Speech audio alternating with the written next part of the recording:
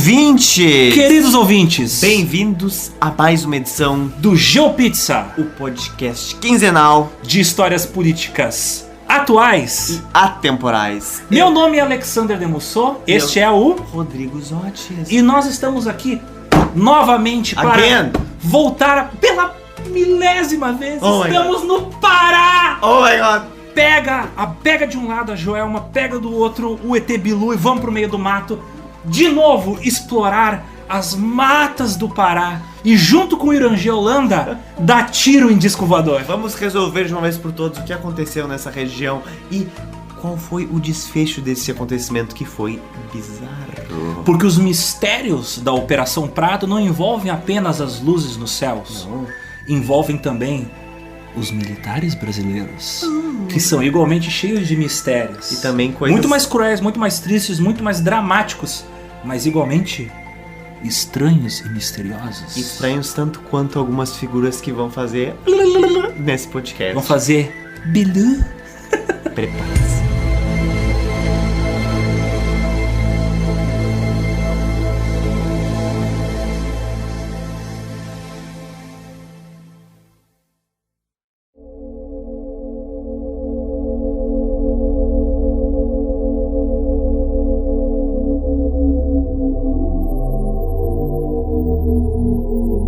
Os militares chegam lá.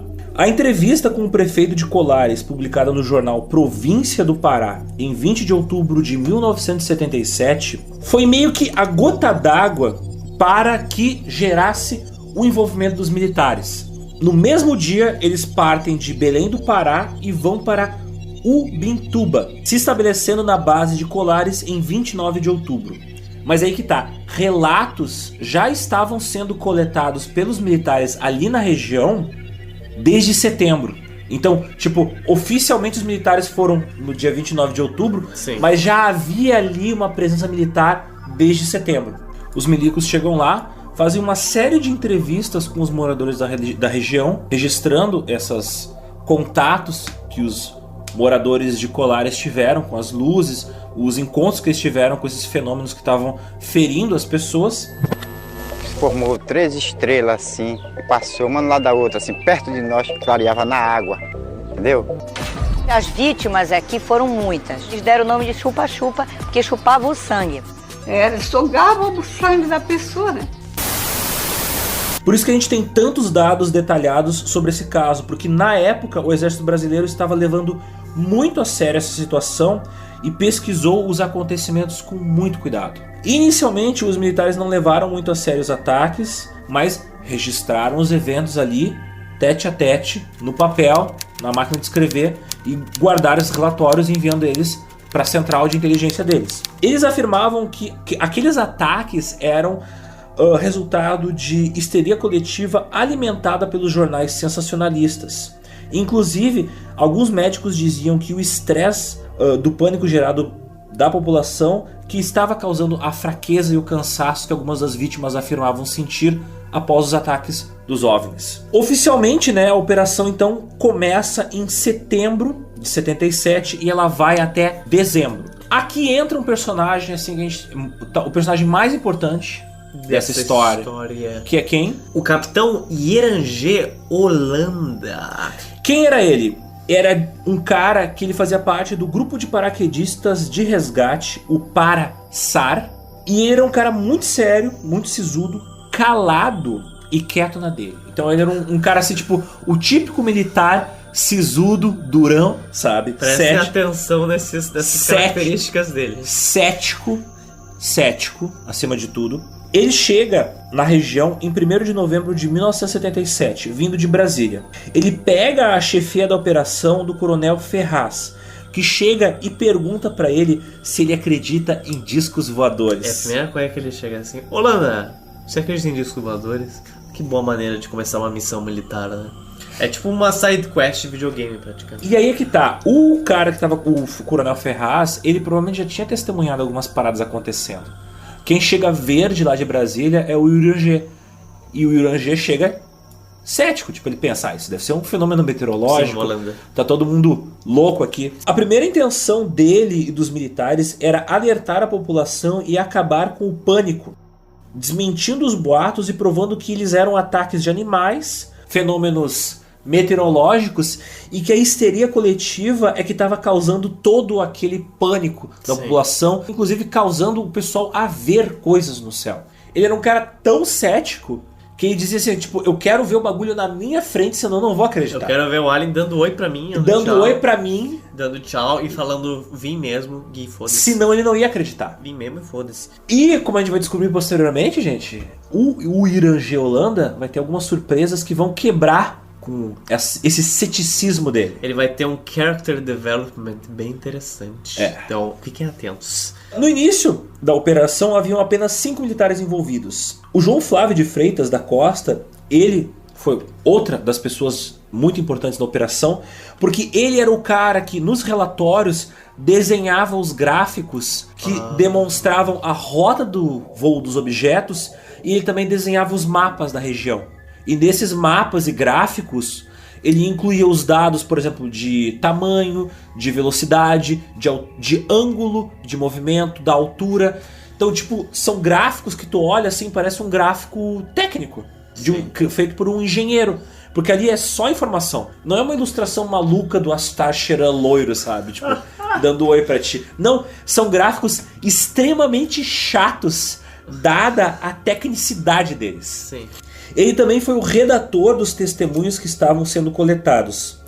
A gente não sabe o nome dos outros militares envolvidos porque, como eu falei, tudo era muito secreto, tudo era muito escondido e os caras não estavam nem de uniforme militar, eles estavam de roupa civil pra ficar um pouquinho mais deschavado, se mesclar com os moradores da região. Sim. O problema é que, tipo, era um grupo de militares, cada um veio de um lugar do Brasil, cada um tinha um sotaque diferente e, obviamente, os moradores da região perceberam que esses caras eram de fora. Tem um cara de Curitiba aqui, um cara do Mato Grosso, de Cuiabá. Tem um maluco de cada cor, cara. Se eu não me engano, tinha o operador de câmera era um japonês. Numa das entrevistas... é verdade. Sim, numa das entrevistas, o Irangê Holanda, sem querer, cita que o operador de câmera, que estava operando uma câmera 16mm, ele era japonês. Porque ele fala, pedi pro japonês ali parar, tipo... Aí ele até tenta se corrigir na entrevista. Não, falei que o cara era japonês, que tal. Esse japonês era ninguém menos que o japonês da Federal.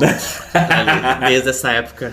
Que nada, não falei que os caras que estavam dentro dos escovadores eram os japoneses? Então, de repente, claro. eram alien. Era.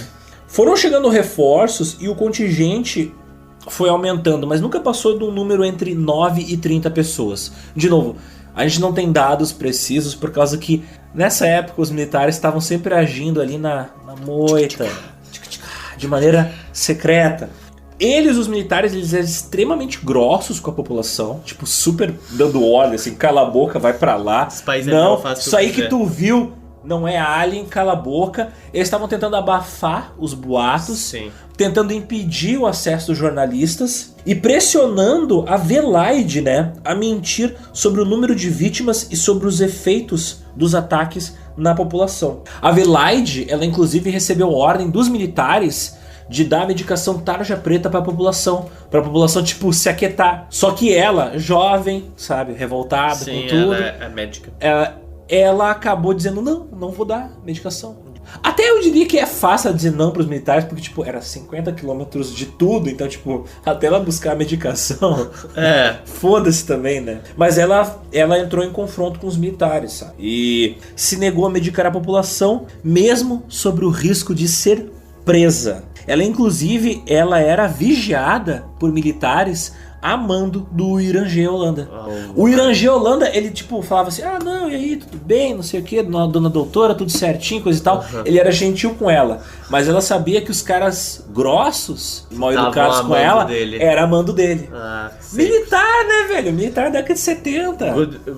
Good cop, bad cop. Good cop, bad cop. E os militares trouxeram pra região não só a presença mal educada deles, mas também trouxeram máquinas fotográficas, viaturas, barcos, eles tinham acesso a hora que eles precisassem para ir para qualquer lugar da região, binóculos, eles trouxeram um equipamento básico assim para se comunicar com a base e para poder explorar a região. Os ataques violentos que feriam pessoas, nesse momento, eles param completamente. E o que acontece? Nós estamos no mês de setembro. Mês de setembro. 77. E as luzes também diminuem, quase parando.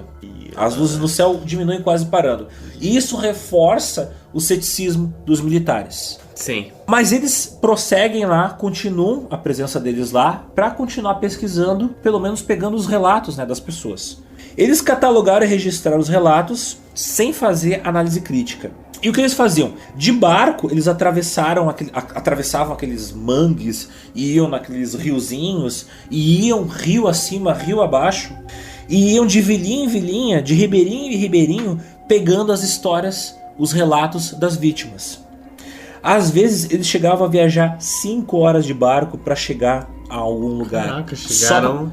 Sim, então eles... São Tomé e Príncipe. Sim, eles para poder chegar nos lugares mais isolados, onde tinham pessoas que eles precisavam entrevistar. E os caras, eles faziam um relatório e a noite toda eles ficavam acordados olhando pro céu. E o relatório é aquela coisa chata, assim, tipo, de hora em hora, tipo, 4 horas, nada a relatar. 5 horas, nada a relatar. 6 horas, nada a relatar. 7 horas, nada a relatar. 6 horas, passou um satélite. Passou um avião. 8 horas, 9 horas, 10 horas, 11 horas, 12 horas. Aí vai lá, e vai dia dentro registrando ali, ó. Não aconteceu nada, tal hora não aconteceu nada, tal hora não aconteceu nada. Quase como um robô. Aí chega lá, 11 horas da noite, luz forte move-se ao longo do céu e desaparece.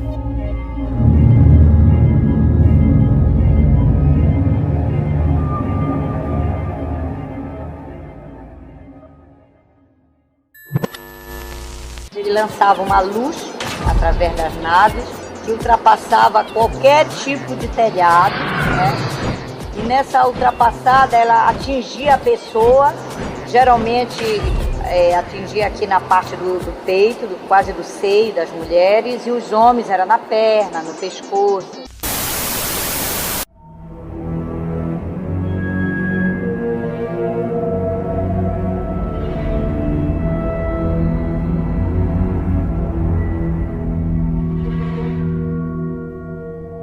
Começam a aparecer para os militares as luzes.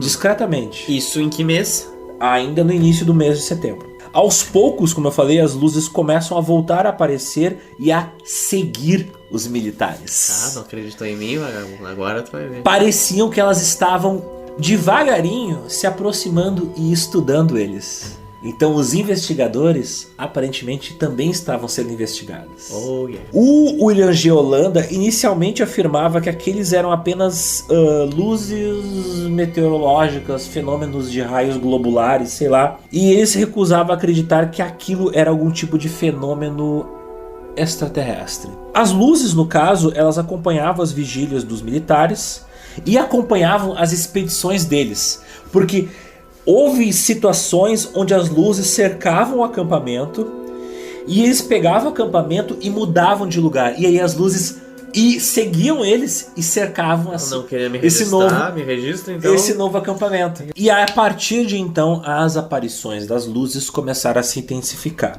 Agora chegou um ponto onde os caras começaram a ver as naves. Como às vezes eles viam as naves?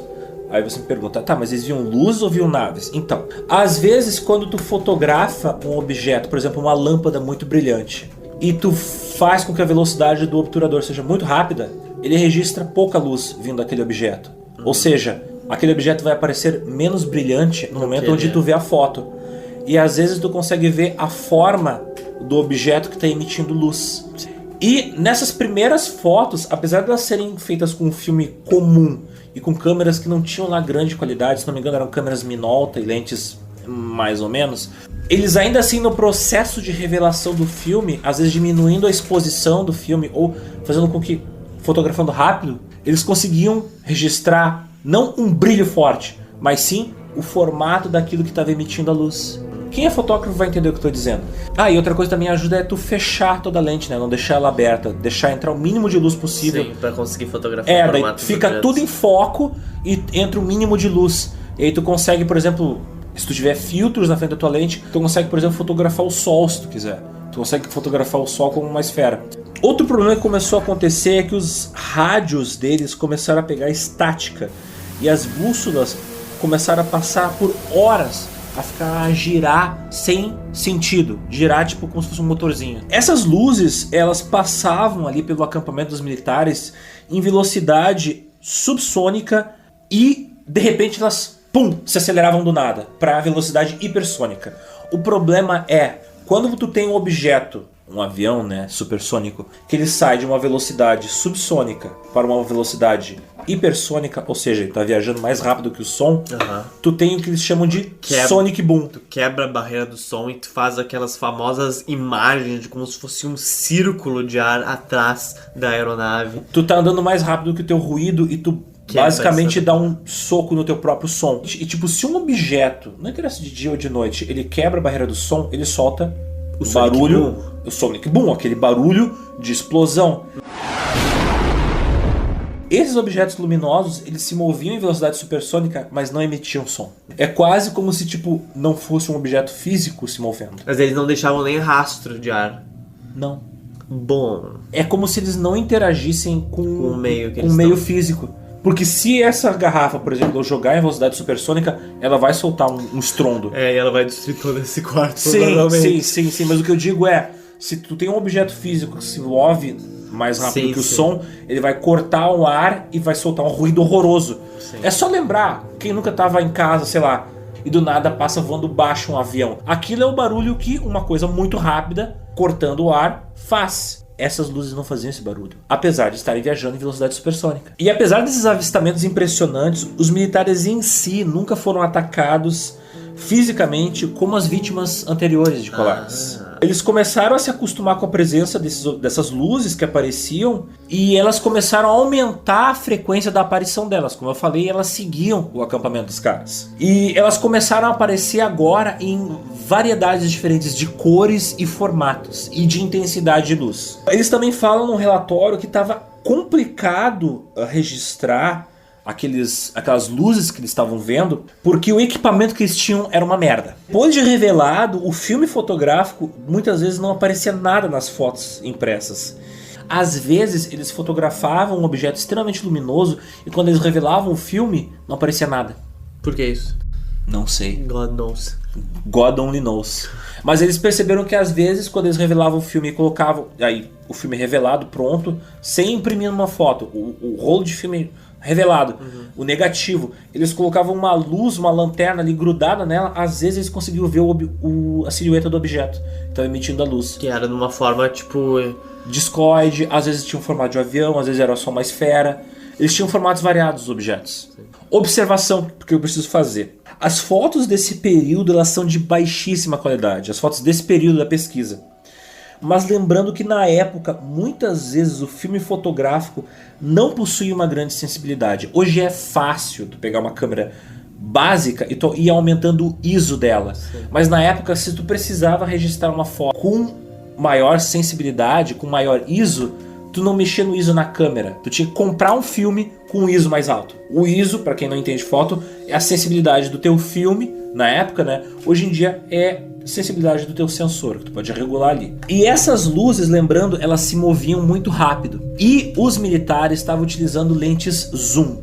E para quem já tentou fotografar um movimento, um objeto se movendo em alta velocidade com uma lente zoom, sabe que é dificílimo acompanhar. Imagina tu com uma lente 300mm dando um foco num troço que tá 300 km de distância, tu tentando acompanhar aquele bagulho se movendo rápido, às vezes tu te perde. Hoje em dia é difícil, mesmo com estabilização na câmera, estabilização de imagem na câmera e na lente. Imagina numa época onde as lentes eram apenas mecânicas. Então era muito complicado os caras fazerem um registro de qualidade e é por isso que as fotos daquela época são péssimas. Sem falar que às vezes quando os caras estavam registrando objeto em movimento, no filme fotográfico, às vezes só aparecia o rastro do bagulho, não aparecia o objeto em si, porque os caras estavam tentando acompanhar e às vezes a câmera tremia na mão. Sim, né? E aí fica um borrão enorme. Fica um borrão enorme. Você já fica agora imaginando. O cara às vezes estava vendo o disco voador ali, mas só conseguia registrar um borrão. A câmera que eles tinham era uma Minolta e as lentes que eles utilizavam era uma 200mm e uma 1000mm. No relatório de novembro de 77, que não é o relatório final, os caras falam que as luzes são naves pilotadas por alguma forma de inteligência, porque elas demonstram intenção nos movimentos delas. Esse, como eu falei, ainda não é o relatório final e nele é onde eles pedem mais recursos para poder fazer os registros mais detalhados.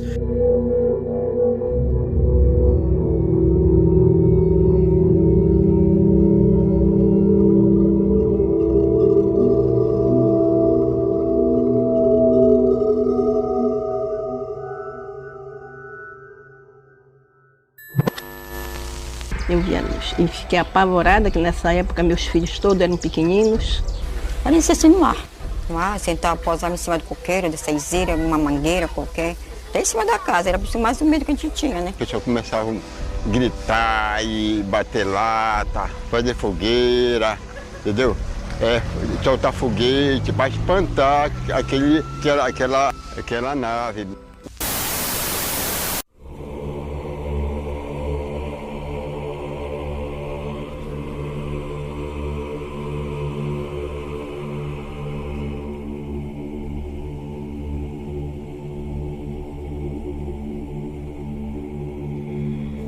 Zotes, você gosta de futebol americano?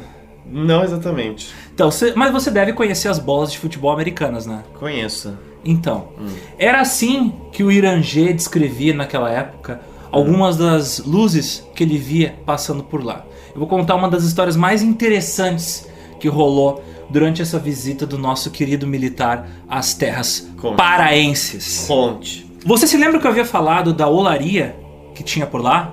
Chegando lá, por volta das 7 horas, estava chovendo. E o Irangê ficou do lado de fora da casinha do cara que fazia vigia da olaria. E os agentes que estavam junto com ele entraram para dentro da casa para poder conversar com o cara. De repente, o Irangê ele vê uma nave de cerca de 70 metros de tamanho passando por ele. E esse objeto era preto, ele tinha um formato meio discoide e com algumas luzes vermelhas e verdes. A porra do bagulho dá um rasante tão baixo, assim, tipo próximo do solo, que se fosse um avião, ele teria batido nas árvores. Não teria como o piloto fazer uma manobra tão baixa, voando tão rápido e tão baixo. Aí, esse aparelho, ele vinha também fazendo com aqueles barulhos estranhos. No caso, o barulho de um ar-condicionado. Sabe aquele... ar-condicionado velho, sabe? Faz aquele barulho estranho. O Irangê, ele grita pra equipe dele e eles entram no barco e vão para o local onde o Luiz tinha tido contato. Eles vão para debaixo da árvore onde o cara tinha ficado esperando pela paca, né? Te lembra? Ele tava caçando paca.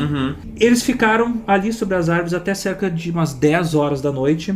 Só que o nível do rio tava subindo. Naquela região, os rios também têm as marés deles. Dependendo do lugar que tu for, se tu subir numa árvore, dá umas 2 horas tu não tem como descer, porque já virou água pra caralho.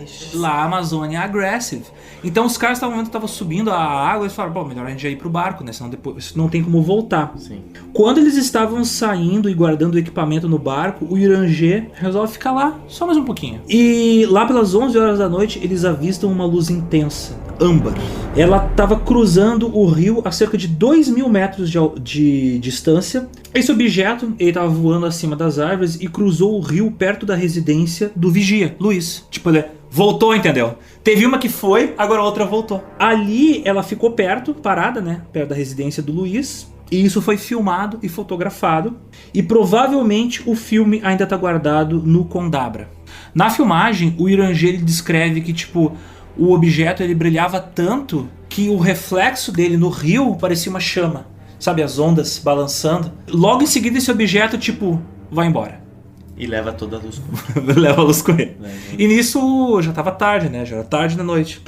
Os caras, eles foram pra lá despreparados, né? Eles não levaram, tipo, comida, café. E eles estavam preocupados porque eles iam ter que ficar lá filmando aquelas luzes que estavam aparecendo. O Luiz, que era o vigia, né? Inclusive o mesmo que caçou a paca lá. Ele se propôs a ir até a casa dele e fazer um café pra galera e trazer.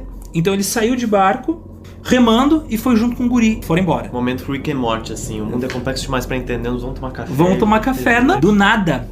Uma luz intensa vem da esquerda deles e passa por cima deles bem devagar, a cerca de 250 metros de altura, fazendo um ruído leve. E aí o cara pensou, porra, que barulho é esse? Será que é da câmera? Aí eles desligaram a câmera. E eles perceberam que o barulho não era da câmera. Tava vindo da nave. Era um barulho oscilante parecido com de uma bicicleta. Sabe quando tu levanta a bicicleta do chão e roda a roda dela? Correia girando. Aí é aquele barulho da roda girando. E o Urangê dá ordem pro japonês, tá, foda-se, continua filmando. Eles continuaram filmando o objeto. Quando chegou à beira do rio, essa luz, ela apagou e eles perceberam que ela tinha o formato do quê? Que é de uma bola de futebol. De uma bola de futebol americana. Só que de pezinho. O problema é que é o seguinte, ela era translúcida, né? E cheia de janelas. Então era tipo um disco voador que eles apertaram a cintura dele. Pelas medições, pela estimativa deles, esse objeto ele devia ter cerca de 100 metros de altura. Porque ele estava do outro lado do rio de onde eles estavam. A nave, logo em seguida, ela começa a voar continente adentro, mas não para por aí os eventos que eles testemunharam nessa noite.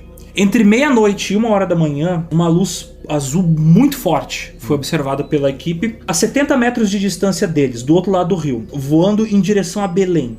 Ela vai longe e depois volta, como se estivesse, sabe, escaneando o lugar, observando, como um drone, vigiando o lugar. Ela para na frente deles, na outra margem do rio, e fica lá parada, como se fosse um sol azul. A essa altura eles já estavam completamente apavorados, né? Porque puta que pariu, esses bagulho voando em cima da gente. E depois de 3 minutos deles filmando e fotografando, a luz apaga e novamente eles percebem que esse objeto também tem o formato de uma bola de futebol americana com cerca de 100 metros de altura, mas dessa vez sem janelas. Talvez era um brother ali do... Era Sneak. Era Sneak. Esse aí tava com a janela fechada. Segundo as descrições do Urangê, eu não lembro agora, mas a princípio ela tinha uma luz vermelha, eu não lembro agora se em cima ou embaixo, mas tinha uma luz vermelha e verde. Agora eu não lembro qual que... Porra, não era azul essas cores aí. E vermelha. Isso aí me incomoda um pouco, porque nesse caso parece muito aquelas luzes de avião. Pois é, vermelho, pô, tem que ter um estético esses aliens ao menos, sabe? Eu acho isso estranho. Isso entra depois numa teoria que eu vou explicar pra vocês sobre o que eu tenho, sobre o que de fato eram essas luzes. Logo em seguida, abre a nave. Oh my god. Abre a nave. Pera, no céu? Ela tá flutuando e abre ela. Abriu no céu, foda-se. Abre assim. uma portinha ali. É tipo aquelas casas que tem uma porta assim no meio do segundo andar. É tipo isso. Aquelas construção brasileiras. Entendi, ok. Olha o flashback. Eu lembro que na minha catequese tinha um andar que ele foi totalmente destruído. Só que aí deixaram as portas onde era o andar. Então era um bloco inteiro cheio de porta no ar. Era tipo The Sims, sabe? Tiraram e ficou aquilo lá. É que no Brasil a gente constrói puxadinho em cima de puxadinho em cima de puxadinho. De repente, esse disco voador era um puxadão. Eu ficava olhando, isso não é de Deus, essa não é a morada de Deus, na boa. Tu abre uma porta, põe o pé. Over. Então, abre essa porta e desce flutuando para fora da nave. Oh my god. Desce flutuando, estilo Magneto. Desce pra fora da nave um ser com um capacete e roupa que parecem ser feitas de couro preto. Aí já tá indo pra outro nível, aí já tá indo pra uma coisa mais... Então, a gente não tá falando que eles abusavam das pessoas, de repente o couro era sadomaso. Meu Deus, bagulho. Esses extraterrestres são muito sexys. Porra, demais, né? Sim, não tem o chupa-chupa de Goianinha. E aí, essa criatura fica parada lá, olhando pra eles, do outro lado do rio. Voando? Sim, não parada. Voando? Não, ela pousou. Ela pousou, tipo, tá. veio que nem Magneto. Pousou, tá bom. Tipo o chroma key do Chapolin, tá ligado? Ficou parada lá e ficou olhando. Paradão. Encarando assim, tipo... E aí, vai vir? Tipo... E aí, qual é que é? Vem. E aí? Só vem. Vem ver meu colã aqui. Vem tocar meus mamilos. Isso. Tinha um círculo em volta. Ele era de couro, não era? Ué? E os caras ficam apavorados, né? Porra, os caras, se fosse uma pessoa, imagina se fosse um alien voando. Não, tipo, se tu fica apavorado com um maluco te encarando de longe, no escuro de noite, imagina no mato, no Pará, nos anos 70, e essa criatura desceu de um disco voador. É. Porra! Porra, e tem que ter foto desse cara. Eu acho que tem, velho, mas eles devem ter tudo escondido, porque é um bagulho muito absurdo. Eu esconderia também, pra falar a verdade. Eu esconderia. Eu vou falar isso nas minhas teorias do porquê eles esconderam as fotos. Tô apreensivo. Os caras ficaram fotografando e filmando aquela porra. O bichão ficou lá, como eu falei, encarando os malucos. Tipo Marilyn Manson. Tipo Marilyn Manson, assim. Entendi. Como eu falei, cutucando os mamilos dele, né? Sem uma costela. Lambendo os lábios dele. E aí, ele logo em seguida... volta pra dentro da nave. Não. Tá tudo errado. É o Marilyn Manson. É o Marilyn Manson. Tá confirmado. E aí o cara volta pra dentro da nave, a nave fecha a porta, decola lentamente e quando ela já tá a cerca de 1 km de altura do solo, ela solta um brilho e dispara que nem Enterprise. Cara... E vai embora. Viu, acertei, eles estavam sem janela porque eles estavam vestidos dessa forma. Tava uma putaria lá dentro, o cara tava só chamando. Exatamente. Vem cá. Eu acho que eles estavam rolando alguma Vem coisa, cá. um cara desceu ali pra mijar rapidão, só que não viram porque tava longe, e voltou. Foi exatamente isso que Desceu aconteceu. pro mijar e voltou pra suruba. Cara, e aí termina a noite, a última noite de aliens, de OVNIs e aliens, né?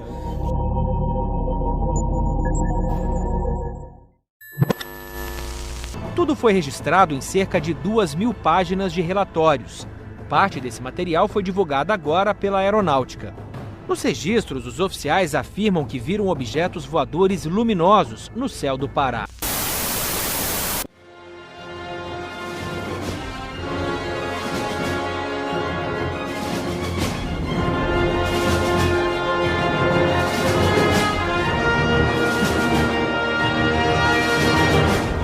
O Irangê pega os rolos de filme.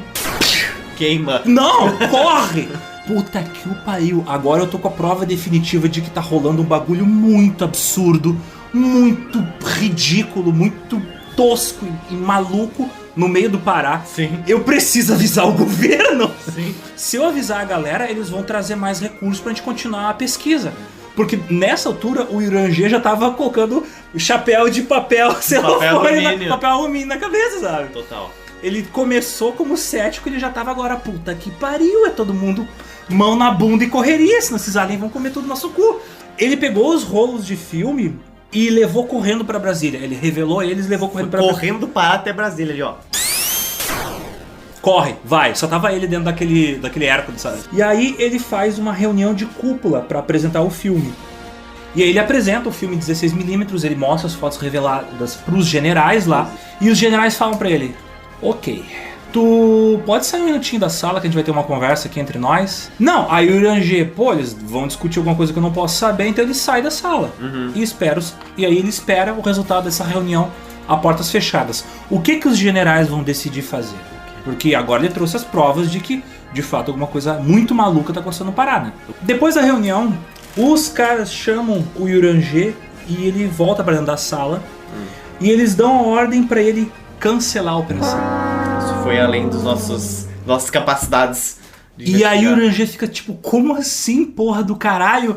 Ele devia estar morrendo por dentro, né? Porque ele acabou de ter a prova de que, tipo, enfim, tava rolando uma parada no Pará.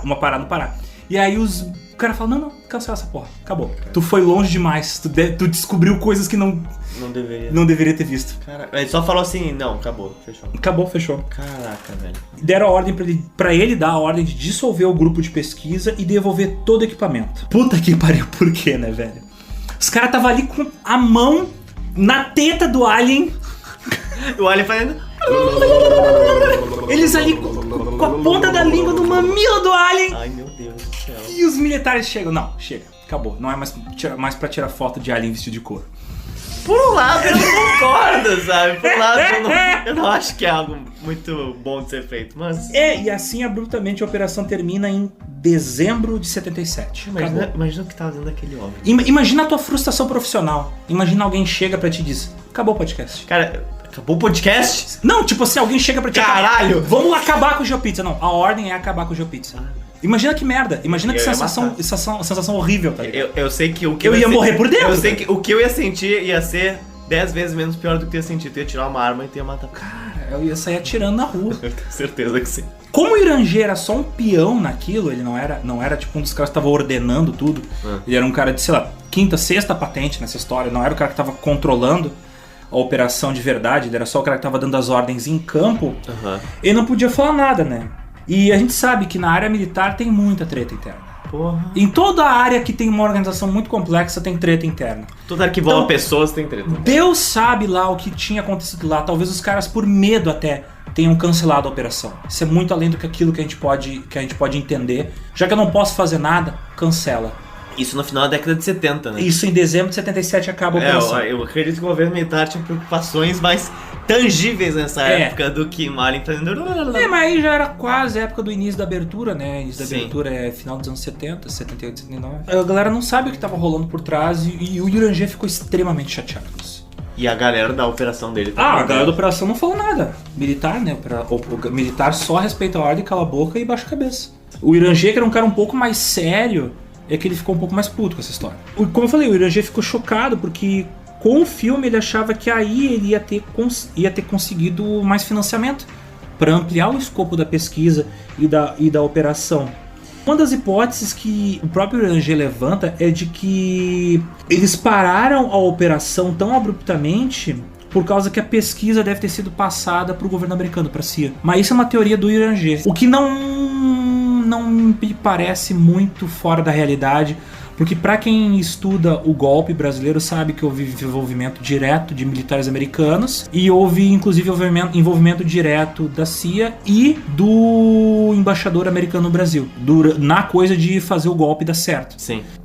Parece coisa de filme, mas no Brasil já aconteceu coisa de filme, sabe? Então não é para mim a ideia de que a operação foi passada para as mãos do governo americano é a coisa menos absurda que eu falei até agora. Sim, e isso é uma coisa que tá registrada, isso aconteceu em todo o continente sul-americano. Sim, os americanos... Detalhadamente. Os americanos treinaram os militares brasileiros como torturar, e depois, durante a Operação Condor, os brasileiros treinaram os chilenos, os argentinos. Então, o Brasil sempre teve um envolvimento muito próximo com o governo americano durante a ditadura militar. Total, ele era o berço para distribuir o American Way of Life no continente sul-americano.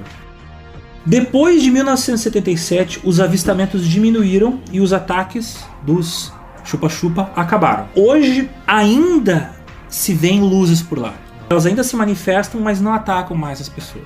Eu imagino que eles veem um número muito menor de luzes. E como eu falei, existe a possibilidade que às vezes o pessoal vê no céu um satélite. Sim. Tu tá no meio do Pará, o céu é claro, tu vê todas as estrelas. É muito fácil ver um satélite. Sim.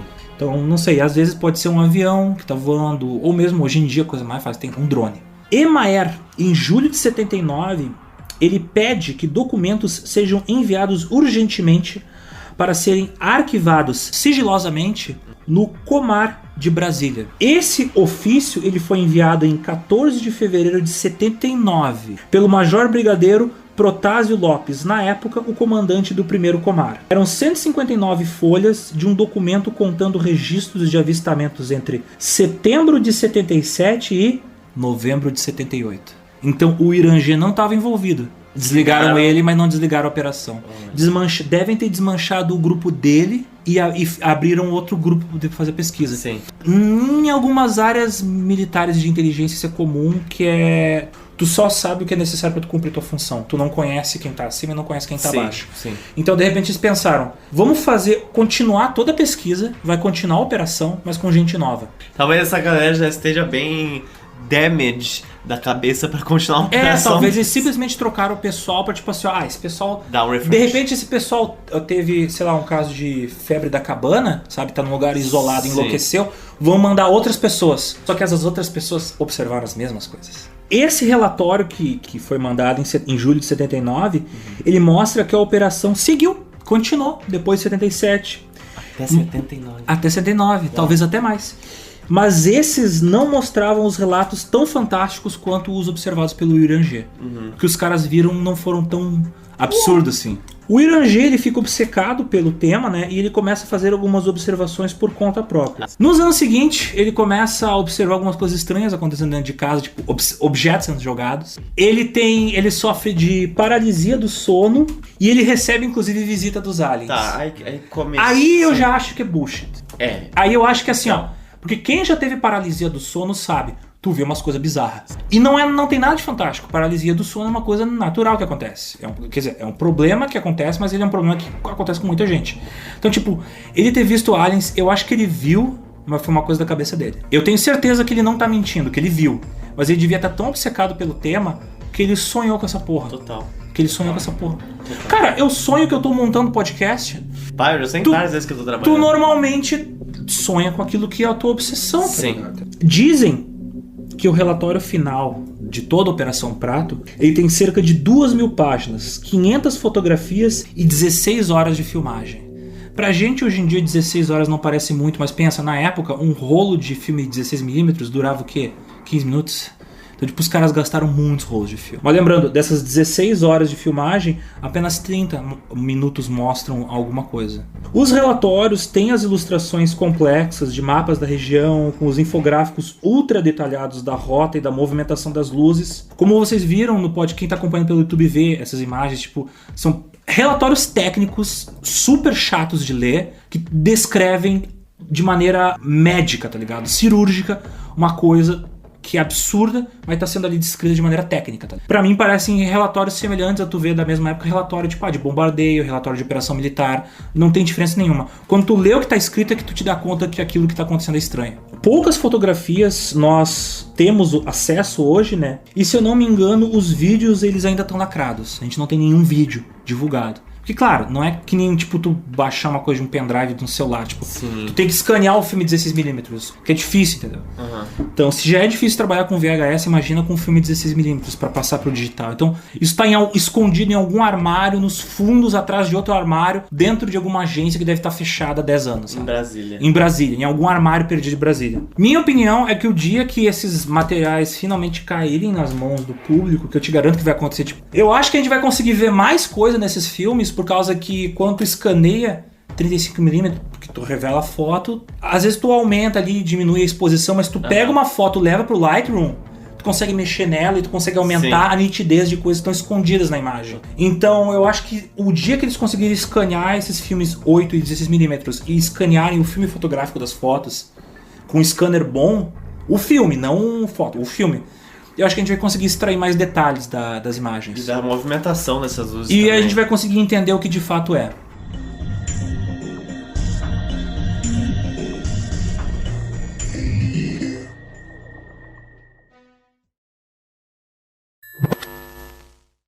As luzes continuam a vir. Até hoje. Se vocês demorarem um pouquinho por aqui, talvez tenham a sorte de ver.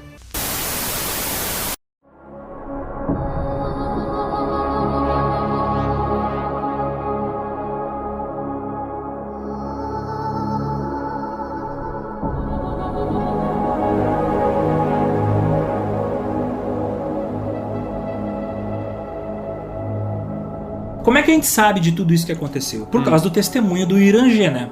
Mas quando foi que o Irangê abriu a boca? Quando? Então, em 1997, o Ademar Javaerdi, que ele era, se não me engano, editor da revista UFO, ele dá uma entrevista pro Fantástico falando sobre a Operação Prato. Lembrando que nos anos 90 teve aquela febre ufológica, né? Porra. No mundo inteiro. Durou Chupa-cabra, até os Arquivo X. Durou até os anos 2000. Até 2006, por aí. E aí o Irangê, nessa altura, ele tava morando numa casa de praia, no litoral do Cabo Frio, e ele vê essa entrevista do cara da UFO no Fantástico e ele pensa, sabe o que mais? Eu já tô aposentado, eu posso falar. Agora é a hora. Agora é a hora de revelar a porra toda, jogar a merda no ventilador. O Irangê, ele entra em contato, né, com o editor da revista UFO, dá uma entrevista, dias de duração, para o Ademar Javaerdi e pro Jacques Petit, que são dois ufólogos. 2 dias eles passam lá na região e filmam em VHS uma entrevista com o Irangê. É nessa entrevista que ele revela a existência do relatório de 2.000 páginas, mostra o relatório, o pedaço do relatório que ele tem, né, em casa, porque tinha uma cópia do relatório. Ele mostra o relatório com os carimbos do exército, explica o escopo da operação, uma operação que o governo brasileiro sempre negou a existência até aquele momento, uma operação da qual só se tinham boatos. E o Irangê é a primeira pessoa que revela provas de que de fato a operação aconteceu. Até 97 a galera só tinha boatos da operação. Não sabia se ela era real ou não. Mas foi com o testemunho dele que foi com o testemunho dele, em 97, que a gente tem a comprovação que de fato os militares foram por lá. O exército brasileiro e a Força Aérea Brasileira negavam que isso tinha acontecido, que eles tinham mandado gente pra lá. O problema é que assim, ó, tu pega jornal do Cozinho do Pará, lá, o papel amarelado, tá escrito militares na região.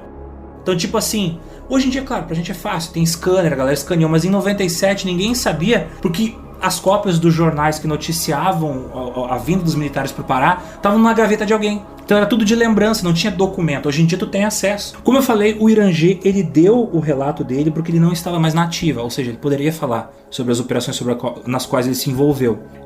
Mas isso não significa que ele não estava livre das garras do exército. Uma vez militar. Uma vez militar, sempre sob a sombra. Braço forte, meu amiga. Boa amiga. Ele chegou a dar mais uma entrevista e chegou a fazer umas palestras, acho que umas 2 palestras. Mas em 2 meses após a entrevista, antes da matéria ser publicada na revista UFO, o cara aparece morto. Oh. O Irangê morre de morte... Morrida. Não, morte matada. Morte morrida matada. Ele foi encontrado enforcado na própria cama. Ele foi encontrado enforcado na cabeceira da cama. Agora me explica. Tá. Aí... How the fuck você se enforca na sua própria cama? Tá. Vou fazer minhas considerações. Esse documentário que o Urangê Holanda revela essas coisas tem no YouTube inteiro. E eu acho muito interessante, se você quer saber sobre alguém, você olha como ela se expressa, como ela conversa, como ela elabora as frases. A gente vai linkar no episódio. É bem engraçado porque o nome do vídeo é Operação Prato. E o Urangê Holanda conta tudo full. Tem quase 2 horas de vídeo, então é bastante coisa. Ele conta todos esses detalhes. E ele conta também episódios que ele teve com alienígenas na casa dele. Sim. Como a Alexandra falou. Assim, eu tava acreditando assim, eu tava dando corda até o momento que ele falou que ele virou pra trás, acho, e tinha um alien na frente dele. E as coisas da cozinha dele saíram voando assim, tipo, eram como se fossem jogados assim por um Gasparzinho. Ele e a família viram, ele viu por causa que ele era obcecado com isso, e ele teve visões, porque tu tem visões, eu não tô dizendo visões sobrenaturais, tu de tua mente engana teus olhos e tu acha que tu viu, tu não viu, mas na tua cabeça tu vê coisas quando tu tá com febre, quando tu tá sonâmbulo e quando tu tá com paralisia do sono. Então eu acho que ele e a família viram. Ele, por causa que ele era obcecado, a família viu, por causa que também devia ter pesadelo, por causa que ele contava essas histórias pros filhos dele. Imagina tu viver com um cara desse na tua casa. Eu também ficaria paranoico parecido com ele. E eu olhando pra entrevista, assim, eu penso, mentindo ele não tá, porque ele acredita no que ele fala. Mas ele tá muito fora da casinha. E isso tu pode ver na entrevista que ele... Cara, ele não tá ok. Ele não tá saudável. Militar é foda. Em 2010, eu trabalhava numa gráfica e a gente tinha um cliente que ele era militar. E ele serviu no Haiti. E o cara era todo esclerosado. O cara era novo, forte, treinado, ele sabia lutar pra caralho. O cara era fuzileiro, porra! Mas ele era meio traumatizado. Por causa que ele viu coisas... Você, cara? Ele viu coisas que um ser humano normal se vê... estraga pra vida inteira. Ele viu, tipo, crianças matando crianças pra poder ter o que comer. Mas ele contou pra vocês isso? Sim, ele contou essas histórias pra gente. Quando ele era cliente nosso na gráfica e, tipo, ele fez uns cartões de visita e contou essa história. Se chama estresse pós-traumático. Sim, e eu acho que o que o Urangê teve foi estresse pós-traumático, porque ele era um militar da década de 70. Quanta coisa errada ele já não deve ter feito pro governo brasileiro? Se tu é envolvido diretamente em operações, essas fudidas, tu vê coisa que te traumatiza, entendeu? Mas eu digo que tu não sabe também até onde ele se envolveu nos assuntos militares, sabe? Ah, não, com certeza. Se ele foi colocado como chefia daquela operação, ele provavelmente já tinha prestado serviço competente em outras operações do exército. Sim, no caso da Força Aérea. Né? Então eu acho que o Urangê era um cara sério, até demais pro nosso gosto contemporâneo, né? Eu acho que ele era um cara que levava muito sério o trabalho dele. Ele era um militar sério. Eu acho que ele foi traído e ele... Muita coisa que ele viu depois de 77 é da cabeça dele, se não tudo. Total. Mas eu acho que as paradas que ele viu na época eram real. Porque não apareceu mais ninguém pra falar. Mas voltando à questão do Urangê ter se matado, cara. Como eu falei, ele foi enforcado igual o Vladimir Herzog. Tá, não tinha altura do chão pra ele se enforcar e foi encontrado enforcado. Mas ele foi encontrado na cama com uma corda de roupão no pescoço. Tu morre por causa que teu pescoço quebra. Sim, sim. Ou tu sufoca.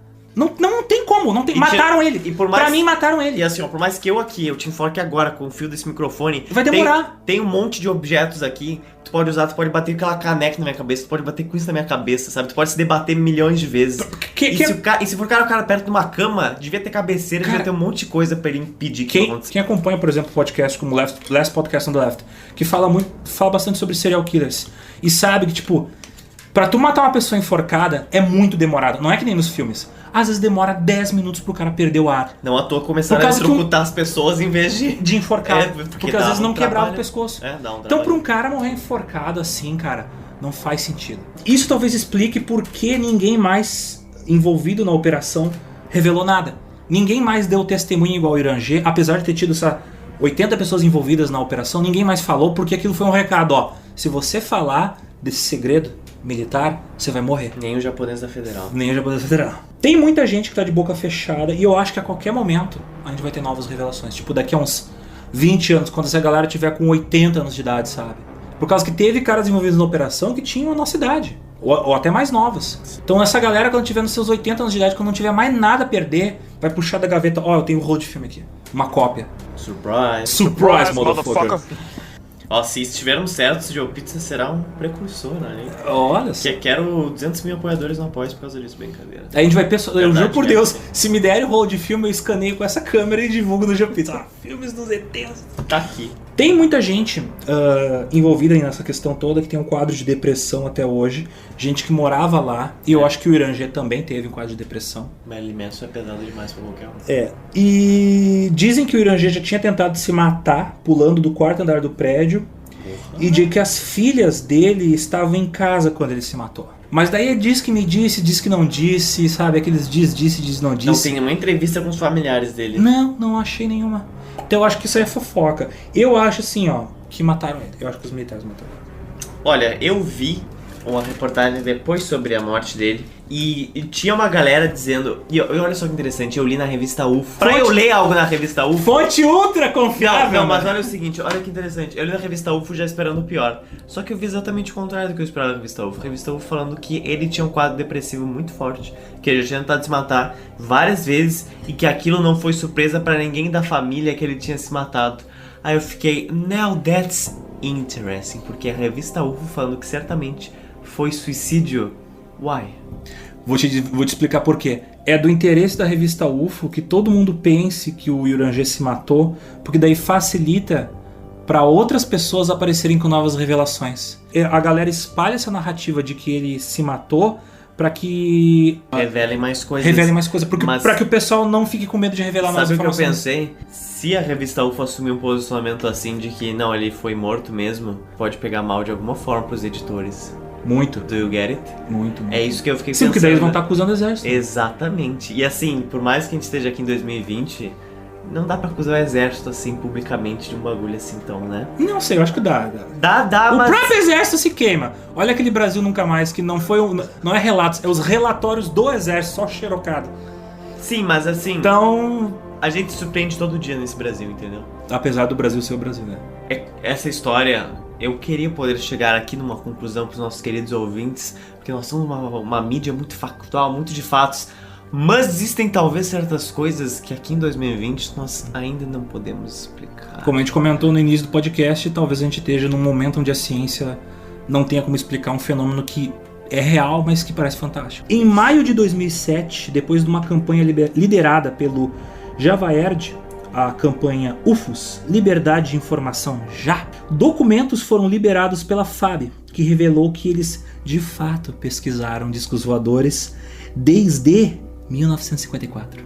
Perto da noite dos OVNIs que eu comentei no início do podcast. Então, desde a década de 50, a FAB já está interessada no que porra é essa voando que não é brasileira. Porque já tinham vários relatos da década de 50. Tem relatos do século XIX. Não, e tu tem transmissão de rádio salva da galera comentando. Sim. Então. Mas, de novo, não são discos voadores, são OVNIs. A gente não sabe o que é. Poderia ter sido um asteroide. Sim. Um meteoro, não sei. A partir de então que começa a pressão para que o governo e a FAB liberem mais documentos, porque a merda já tinha sido jogada no ventilador, né? Hoje tu encontra no Arquivo Nacional mais de 4.000 documentos de pesquisa ufológica de décadas passadas, com vários registros de avistamentos de OVNI. Mas isso porque já passaram 50, 60, 70 anos de que isso aconteceu. Então, tipo, foda-se, libera esse troço. Sim. Mas da Operação Prato, a gente tem acesso a apenas 400 das 2.000 páginas. E as fotos que a gente tem são fotos que foram vazadas aos poucos ao longo dos anos. Provavelmente por galera que tinha a cópia, guardou o filme e mandou pra FAB só a foto impressa revelada. Ou mandou só cópia do filme pra FAB. Por falar nisso, se vocês quiserem pesquisar na internet, vocês acham facilmente o relatório. E recomendo assim, ó. De novo, a gente é um podcast sério e a gente gosta de falar de assuntos sérios e isso incomoda muito a gente, porque isso é um bagulho que, tipo, rolou. A gente não sabe explicar. Então, tipo, se vocês têm alguma dúvida, vão ler o relatório, que é fácil de achar. Tem em PDF em 5 ou 6 sites diferentes. Tu encontra isso no archive.web. Sim. Tu acha o relatório. Então, tu acha até na revista UFO. Eu sei que muita gente não quer evitar esse site, mas o relatório é o mesmo em todos os sites. O relatório não foi da revista UFO. O relatório é o relatório do Exército Brasileiro, das Forças Armadas Brasileiras.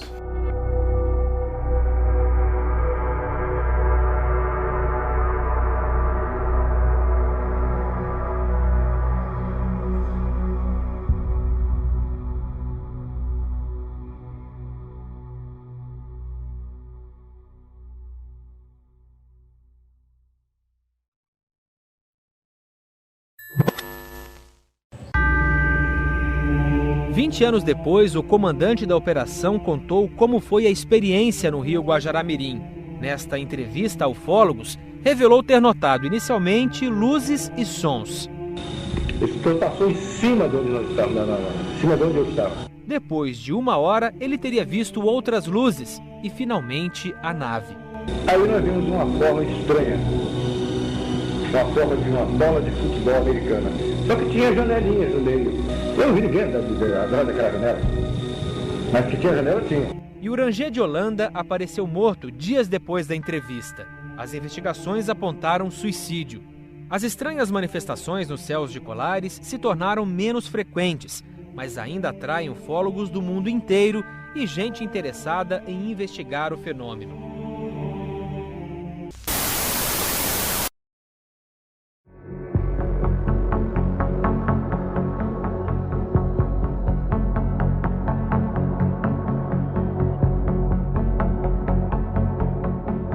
Conclusões, Otis? Conclusões. Quer que eu fale da minha teoria sobre o que eu acho que é? Please. Tá. Sabe de quando é o primeiro drone Primeiro drone? que a gente tem notícia? 80 e poucos. O primeiro drone de uso militar é da Segunda Guerra Mundial. Porque a V2, se não me engano a V1 e a V2, ela era controlada por rádio e tu conseguia controlar os flaps dela pra ela mudar de direção. Cara, que arriscado esse bagulho. Então assim, ó, tu ter um avião controlado via controle remoto não é tão difícil. Tu vê, aeromodelismo, que é basicamente tu brincar de drone, Sim. é muito antigo. Tu tem um aviãozinho de brinquedo controlado por controle remoto. Eu acredito assim, ó, a Operação Prato coincide com o lançamento do filme, porque a produção do filme é em 77, o lançamento eu acho que é em 78, do filme Contatos Imediatos de Terceiro Grau, do Spielberg. Os OVNIs do filme Contatos Imediatos de Terceiro Grau, do Spielberg, são muito parecidos com os OVNIs descritos pelo Iranger. Minha teoria, tá? Teoria maluca, tô jogando no vento. O exército americano provavelmente bebeu das mesmas fontes do Spielberg, de relatos de OVNIs, e utilizou drones para poder fazer um teste no Pará, que é uma região isolada com pouca população, de tu controlar via terrorismo psicológico, sei lá, atentados terroristas psicológicos, e tentou testar guerra psicológica no norte do Brasil, porque é uma região isolada, de um país pobre, sem recursos, e notícias de lá não iam se espalhar para o resto do mundo. Eu acho que quando os brasileiros que não foram informados sobre essa operação americana plagaram o bagulho, encontraram o bagulho, e aí finalmente entraram em contato com os americanos, puta que pariu, a merda que a gente tá fazendo lá, os brasileiros pegaram. Aí os americanos falaram, seguinte, não é alien, é a gente. E aí mandaram cancelar a operação. Embora os avistamentos continuaram por... Aí no Brasil é bagunça, né, cara? No Brasil é bagunça. Talvez, não sei, talvez os americanos tivessem falado, troca de equipe aí. Não é o que vocês estão pensando, mas a gente não vai falar o que é. Eu acho assim, que foi... muitas são as chances de ter sido uma operação americana com drones. Porque para pra pensar, isso é muito louco. Se você pegar o vídeo mostrando o Jornal da Manhã durante o 11 de setembro, aparece, se não me engano, o Irã ou o Iraque acusando o governo Clinton de sobrevoar com drones o Irã e o Iraque. Isso em 2001. Faz muito tempo. E faz 2016, 2017 que finalmente foi revelado os drones americanos, os drones de guerra. E tu vê, cara, aquilo é um disco voador. É um triângulo, é um triângulo sem janela. É um triângulo preto sem janela. Sim. Imagina aquilo de noite voando. Parece um triângulo. E aquelas porra tem aqueles motores a jato que fazem ele pairar no ar. Então ele consegue ficar parado em cima de ti sem fazer barulho. Aquele bagulho preto, triangular, com umas luzes nas pontas. Isso é bem interessante. Então eu acho que eram drones. Não drones como os de hoje, né? Drones mais simples, sem equipamento tipo metralhadoras ou mísseis teleguiados. Mas eu acho que eram, digamos, os primeiros testes de drones. Talvez fosse muito difícil fazer testes mais pesados de drones no deserto de Nevada, porque tu consegue avistar coisas que saem e entram nas bases militares. Tanto é que tem vários relatos de OVNIs, tipo as luzes de Fênix. O que é aquilo? Uma revoada de OVNI. Aquilo pra mim é drone. Pra mim aquilo é drone. Só que o governo americano, ficou quieto. E não é nada de fantástico, como eu falei. O avião teleguiado é uma coisa antiga. E isso é interessante pra galera que se pergunta como é que vai um avião parado no céu. Nada mais é do que a turbina do avião que impulsiona ele, ou o motor, o exaustor dele, em vez dele ficar reto, com o ar que entra e sai pra trás, ele vira pra baixo.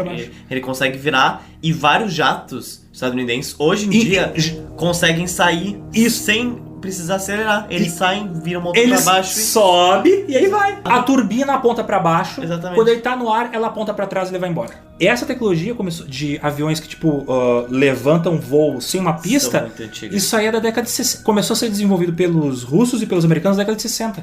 Então ali por final da década de 70, tu já tinha tecnologia disso. E aí você me pergunta, mas então por que os americanos foram fazer testar guerra psicológica no Brasil na década de 70? Pra quem não sabe, os americanos tinham um programa que testava manipulação psicológica nos anos 70, que é o MK Ultra, que é parecido com a Operação Prato no sentido de que o governo americano nega a existência, mas a gente tem documentos que provam que existiu.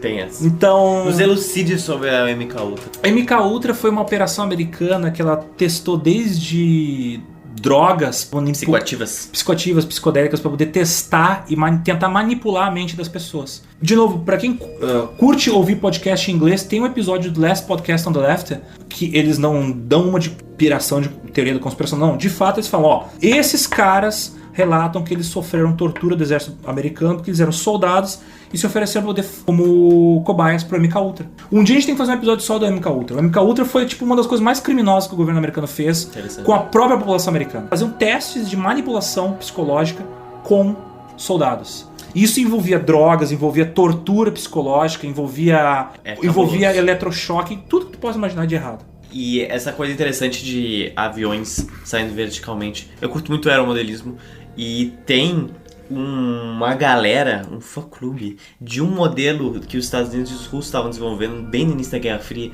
que era exatamente, era nem um pouco seguro, obviamente. Sim, óbvio. Como tudo é. Anos 70. Era basicamente uma turbina virada pra baixo. Aquilo é ótimo. Em que uma pessoa subia em algo acoplado e pilotava aquilo. Resumindo muito, é uma turbina ou uma máquina de lavar, que a pessoa fica ali e ela sai voando, cara. E se tu olha aquilo, é muito bizarro, porque não tem hélice, não tem nada, é uma turbina, porra. Sim. Ele sai voando e sai o cara ali, filme merda, década de 60, preto e branco. Parece um descovador tosco de um filme merda. O cara entra num campo assim, cheio de selva, e ele sai voando. Ele sai no deserto de Nevada voando, assim.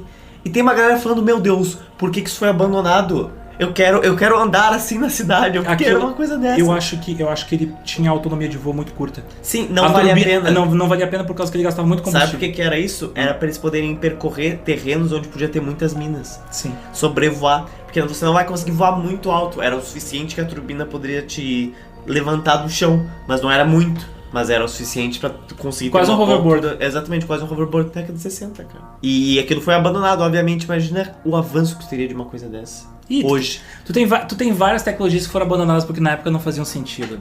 Por exemplo, uma delas é o Concorde, né? Eles eram aviões supersônicos. O problema é que eles eram muito caros a manutenção e eles eram muito perigosos.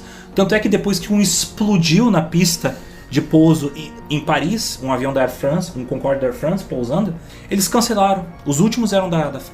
Ele era tão caro que só quem usava era a British Airlines e Air France. E ele só podia atravessar o mar por causa que ele não poderia fazer voos domésticos. Por causa que o barulho que essa porra faz é um avião supersônico. Sim. Imagina um avião supersônico passando voando baixo pra pousar aqui no aeroporto aqui de Porto Alegre. Ia quebrar tudo que era janela, não Verdade. Tem... Era inviável. Mas os chupa-chupas, Otis. Chupa-chupa. Tá, assim, porque eu te dei uma explicação sobre o que eu acho que são as luzes. Exatamente. E o que seria uma explicação científica para um chupa-chupa? Um cachorro comido pela metade. Sim, tipo como? Pessoas sendo furadas por agulhas. Como? O maluco da vacina? É o ET Bilu. O maluco da vacina. ET Bilu pulando do alto da árvore e furando as pessoas. Cara, assim, eu, do alto da minha sapiência e ignorância médica, quando você entra num estado de estresse e isso pode fazer com que você tenha alergias muito fortes, como urticária, faz com que seu corpo desenvolva desde bolhas vermelhas até um pouquinho pretas. É como se...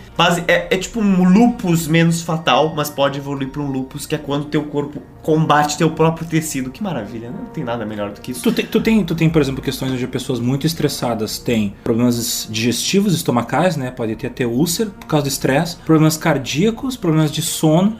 Então, tipo, quando a tua mente tá bagunçada demais, sim, exerce pressão sobre a parte física do teu corpo. A pessoa com mínimo de conhecimento médico sabe disso, tá ligado? Então, Mas o que tem a ver com as urticárias, coisa e tal?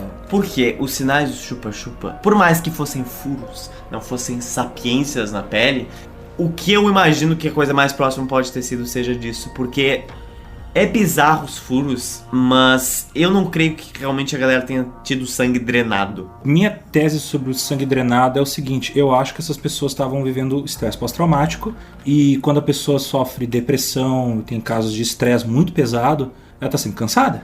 Uma das várias coisas que acontece é tá sempre cansada. Falo isso de experiência própria, então tipo, talvez seja isso. A sensação de sangue drenado poderia ser uma mistura de vários fatores. Mas o cachorro comido pela metade, pela bunda, o que é isto? Meu pai já teve que lidar com javali. Javalis são criaturas bastante violentas. Eles podem arrancar um braço teu e não comer. Tu viu que nos Estados Unidos tá tendo problema de javali, né?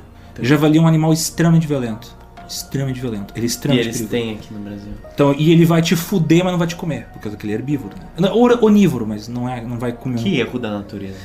Não sei, cara. Pode ter sido isso. E também onça, né, velho? Meu pai já teve que lidar com onça. Teu pai? Sim. Aqui? Sim, não sabia que tinha. Onça tinha toda na América do Sul. É que a gente matou tudo, né, Zotis? Teu pai matou tudo? E comeu. Puta que pariu. Vai ter que ter uma edição parte 2 do teu pai, porque as aventuras são intermináveis. São. Para quem não ouviu, edição 15 do GeoPizza. Você vai... Uma testemunha da história. Uma testemunha literalmente da história que pegou, visualizou, matou a história do século XX e comeu e cozinhou. Comeu e cozinhou essa história do século XX. Zotis, eu te pergunto o que mais você gostaria de adicionar a esta história cheia de luzes brilhantes, discos voadores e militares loucos do pó.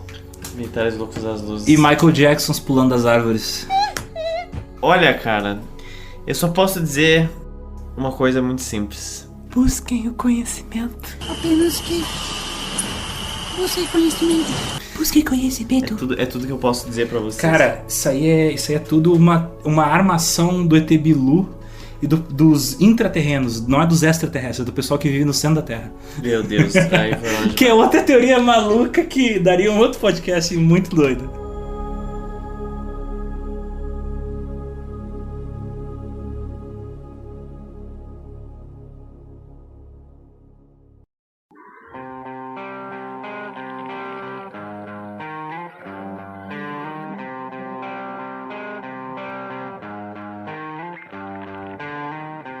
Vamos então para o nosso cardápio da semana.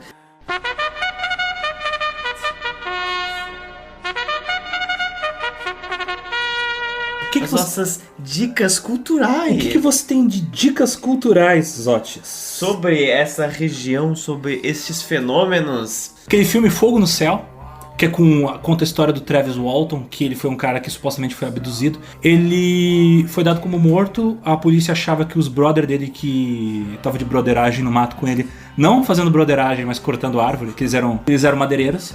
O cara sumiu. E aí todos os caras que viram ele sumir falaram, então, uma luz desceu e levou ele. Aí a polícia, não, vocês mataram ele. Aí o cara aparece nu, todo ferido, desesperado, 3 dias depois. E tipo, eu não lembro o que aconteceu. Aí só depois de hipnose é que descobriram, ok, os ETs tocaram no mamilo dele. O Marilyn Manson.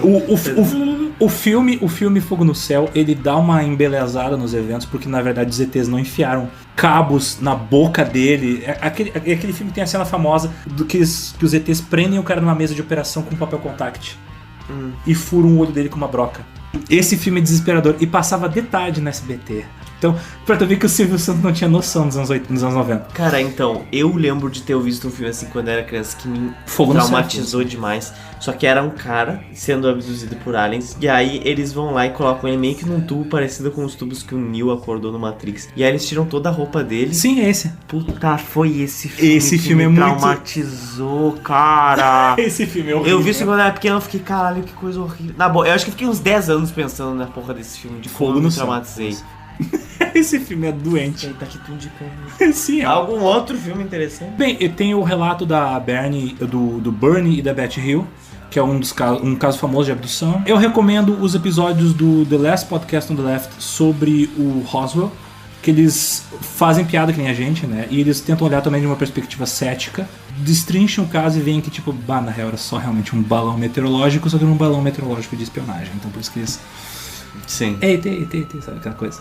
O bom é que eu já li todas essas coisas quando era criança, eu era fissurado em OVNIs, então eu estou totalmente vacinado contra essas coisas, porque eu sei todas as teorias de Nibiru e que voltava e passava pro Júpiter, eu sei de todas as teorias. Eu acho assim, ó, não pense que eu não acredito nessas merdas, mas eu acho tão divertido. Eu acho divertido. Porque eu acho tão interessante, sabe? Já pensou se fosse assim? É uma fantasia histórica muito legal a ideia de, tipo, ETs visitando a Terra, sabe? É curioso, é interessante. Pra mim, 99,9% é bobagem. Well, vamos elucidar os nossos ouvintes de quem são as pessoas que tornam essas edições possíveis. Porque eu e você aqui somos seres humanos que se alimentam de alimento, de luz solar. Nós fazemos Os outros fazem fotossíntese, mas eu gosto de um bifão, o meu cadáver bem passado na manteiga, na chapa. Para tudo isso acontecer, nós precisamos de dinheiro. Nós precisamos de dinheiro. Para pagar os equipamentos, para poder financiar a eletricidade que circula por essa câmera, pelas células fotovoltaicas, pelos LEDs, por esse microfone. Então, nós temos queridos apoiadores que, graças a eles, isso torna essas edições possíveis. Quem são eles? Quem são eles? Quem são eles? Eles são como o João Bosco, que é um apoiador. O Eduardo Isler, que é um apoiador também. O Bruno Mross, também um apoiador. O Tarcísio Júnior, igualmente um apoiador. O Rodrigo Faria, ele é, na verdade, um barão. O Matias Carneiro dos Anjos, barão. Bernardo Liz, também como barão. O Rafael Zendonadi, que é um visconde. Assim como a Giovanna Masali, também um visconde. Tiago Gomes, ele também é um visconde. Visconde é a partir de R$10 por mês. A Viviane Damasceno Barros também é um visconde que apoia com R$10. Já o Aleph Souza, ele é um conde. R$20 por mês. E o César A. Freitas é um Marquês, e quanto maior a sua categoria, maior os seus benefícios. Não só maior você provém para a gente, mas maior o GeoPizza provém para você. O que são essas coisas? Essas coisas são desde falar diretamente conosco, com o nosso grupo de apoiadores, como também participar de sorteios de livros, dependendo do quanto você nos apoia. Gostaria de receber livros que tem a ver com as edições que tratamos aqui? Expandem, acredito que sim, para as estrelas o nível de conhecimento que nós exploramos. Porque aqui no GeoPizza a gente pega só uma fatiazinha do que a gente explorou e fala para vocês. Mas vocês, quando vocês nos apoiam, concorrem a livros que podem expandir seu entendimento dos assuntos que nós discutimos aqui. Vocês vão ficar tão elucidativos quanto o Irã de Holanda. Um catarse de conhecimento. É isto! Tivemos nossa pizza com o formato de um disco voador. Voltaremos daqui a 15 dias com mais uma edição do GeoPizza. Dessa vez uma edição será bem oriental, a próxima. Então, tem uma dica. Pizza com gosto de quibe. Falei, joguei no vento, tá dito. Então, até logo. Até mais. Cuidado com o Michael. Que ele pode descer das árvores e pegar vocês. Montado em cima do ET Bilu. Tchau!